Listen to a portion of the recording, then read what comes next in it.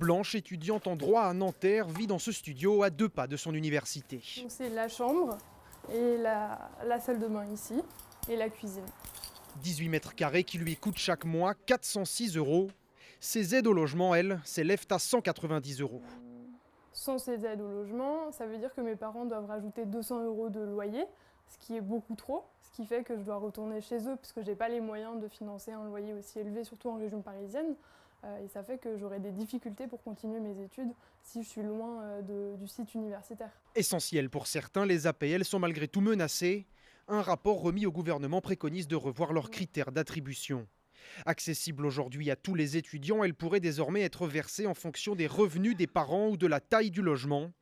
Autre piste, rendre impossible le rattachement au foyer fiscal des parents de ceux qui touchent des APL.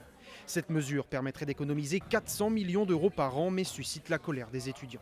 Les étudiants ne peuvent pas compter que sur leurs aides, c'est soit ils sont obligés de travailler à côté, soit ils sont obligés de se reposer sur leur famille. Donc quand on explique à des familles des classes moyennes qu'elles auront cette réduction d'impôt en moins, qu'elles vont perdre plusieurs centaines d'euros dans l'année, la conséquence, elle se fera sur les étudiants. Dès la semaine prochaine, un groupe de députés va travailler sur la question.